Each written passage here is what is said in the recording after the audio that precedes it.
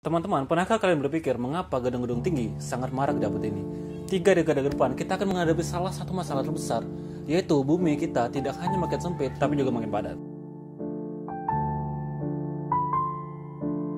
Gimana caranya lahan dan sumber daya minim bisa mendatangkan bahan pangan secara signifikan? Kita butuh inovasi, dan jawabannya adalah vertical farming.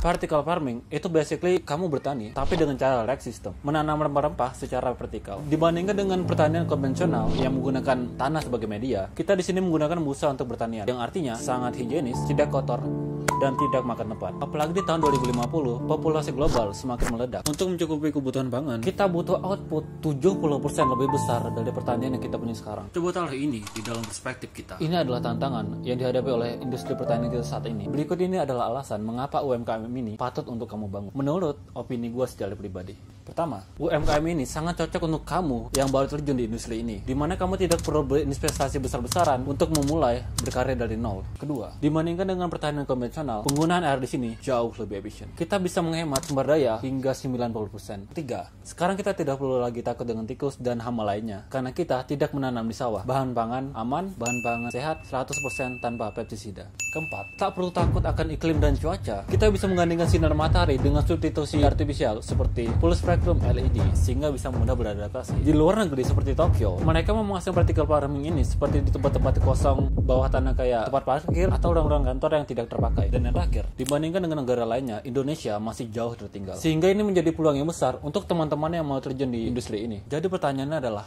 kalian mau pilih peluang bisnis yang terinovasi dan terus berkembang, atau peluang bisnis yang kemungkinan suatu saat nanti akan ditinggalkan? Peluang bisnis yang bisa dilakukan pasca COVID-19 ini, selain untuk mendatangkan cuan, hitung-hitung juga bisa membangun negeri kita dan bisa membantu meringankan masalah global untuk 30 tahun ke depan.